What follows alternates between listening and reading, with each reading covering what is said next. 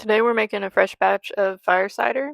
There's a million ways to make it. Few of them are wrong, but this is how we do ours. It's our family recipe, and this is what we sell on our website. I'm going to go into detail about each ingredient and why we chose it.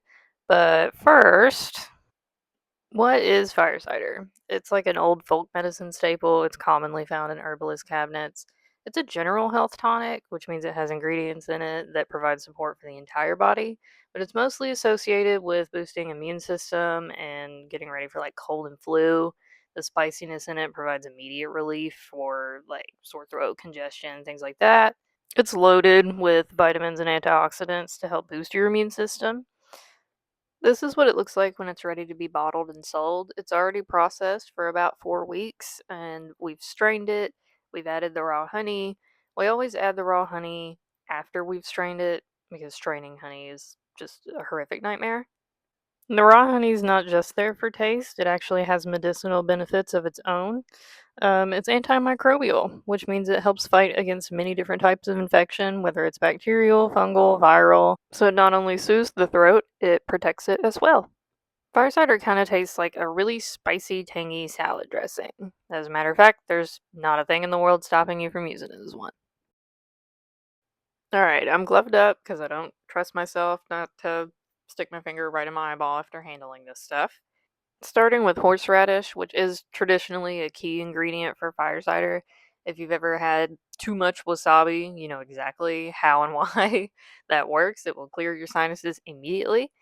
I tried to grow my own horseradish. I left this bitch in the ground for 2 years, and all I got was this little pinky finger sized root. So we're gonna be supplementing with some organic minced horseradish from the grocery store. Don't judge me. Horseradish is kind of like the backbone of fire cider. It is the fire, if you will, because it is so hot that it just kind of burns right through the sinuses, and that's that immediate relief effect.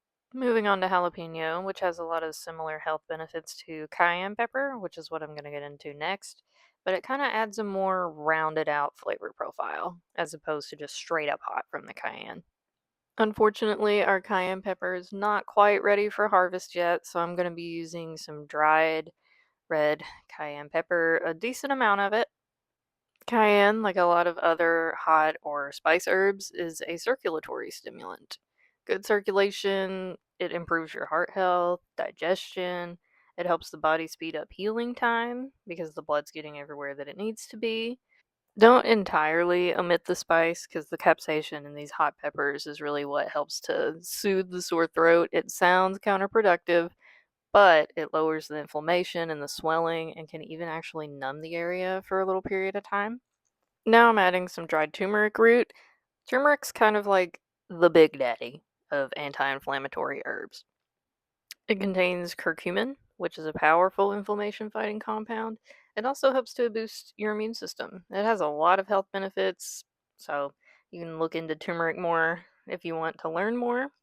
We have a hard time finding the fresh root here, so we're using the dried root and we're kind of supplementing it with some extra turmeric powder.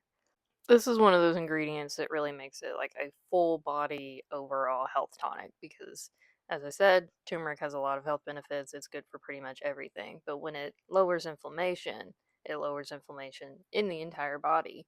So, I mean, it can help with joint pain, digestive issues, lots of stuff. And so does ginger. If turmeric's the big daddy, ginger is the it girl of the herb world because she is also good for everything. Super powerful, anti inflammatory. Some say that ginger can even rival ibuprofen for taking down inflammation, which is the cause of most of our daily aches and pains.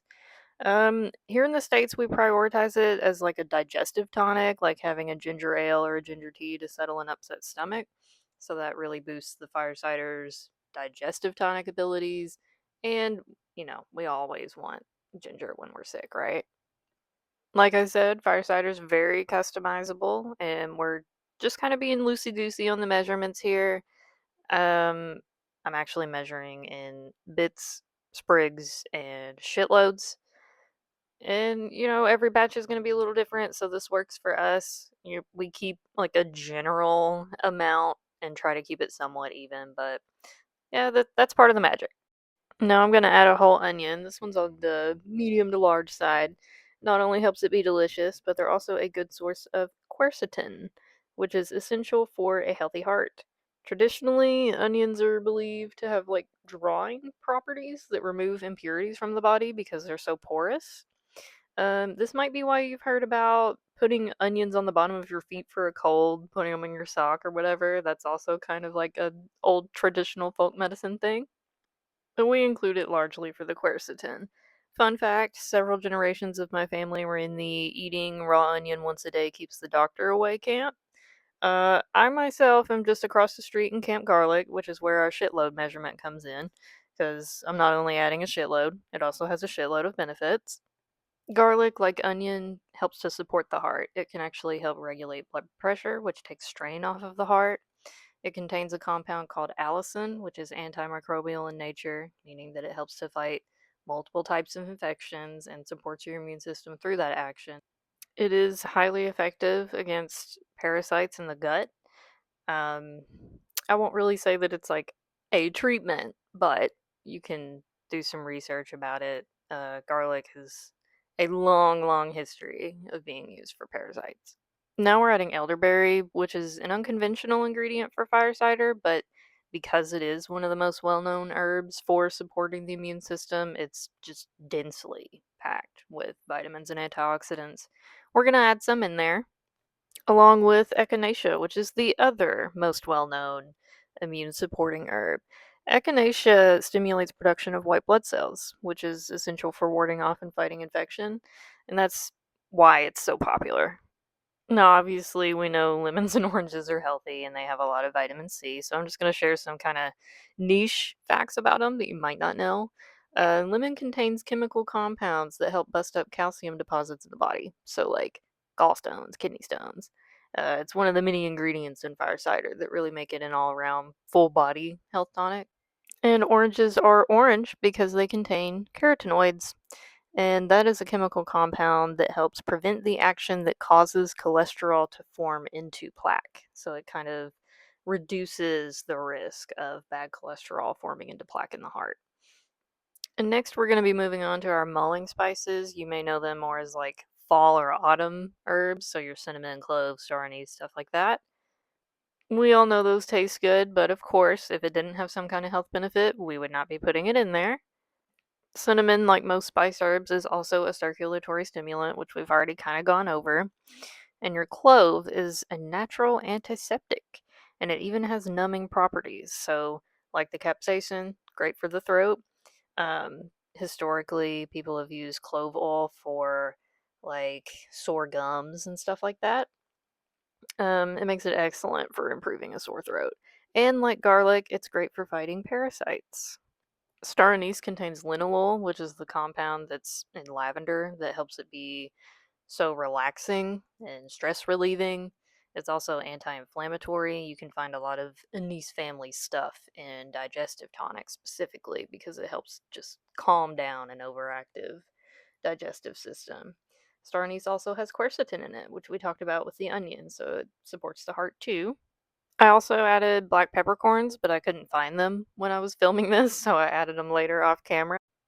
Any recipe that we include turmeric in is going to have black pepper as well because they work together. When you combine them, turmeric and black pepper help the body fully absorb the curcumin and the berberine, which are the effective compounds that are in them that help to reduce the inflammation, regulate blood sugar and cholesterol. So they're kind of like a power duo. Moving on to the fresh herbs, you can use dried herbs. If you are going to use fresh herbs, just make sure that they have been thoroughly inspected and rinsed. You don't want to wash fresh herbs too hard when you're using them medicinally because it'll remove some of the volatile oils on them, and that's a lot of what makes them effective. First is oregano, which is a true powerhouse herb. Probably has entire books written on it. I'm gonna keep it simple though. Oregano oil can actually, or just oregano tincture, can be used as a full body health tonic by itself. Um, it contains carbachol and thymol, which are antimicrobial in nature, so they fight everything. Some studies have shown potential that it may even have anti cancer properties. It contains the vitamins A, C, E, and K, so there's just lots of good stuff going on here. And peppermint, which might seem odd, it really doesn't overpower anything taste wise here. But it's nice and cooling for the body and the throat. It's excellent for easing digestive symptoms as well. Sage has similar compounds and benefits to the other more culinary herbs that we're adding here, but with the added benefit that it is also a diaphoretic, which means that it can induce sweating that can help break a fever, can help with like chills and stuff like that that comes with various illnesses, and it is also a natural stress reliever. Rosemary is another circulatory stimulant that's not only good for the heart, but it's also renowned for its effects on the brain. It can help improve focus, memory, and concentration. It's also anti-rheumatic, which means that it can help with issues like joint pain. But even back in like ancient Greece, they would wear sprigs of rosemary or rosemary oil to help them when they're studying for things. That's how long this herb has been used. Thyme, shocker, contains thymol, so it helps fight against multiple pathogens. It's also commonly found in many respiratory remedies and tonics because it's effective for helping to thin stubborn mucus that's in the lungs, and it helps you cough it up and just get it all out of there so it doesn't just sit and fester. And our main ingredient, apple cider vinegar with the mother. It is essential that it has the mother because that's what contains all the prebiotics and probiotics that make it so great for our gut health. You want to make sure everything's really nice and submerged in there. A few notes on ACV. Make sure you have something laying down on the table that you can just wipe off because it is corrosive and it will ruin the table if you spill it on there.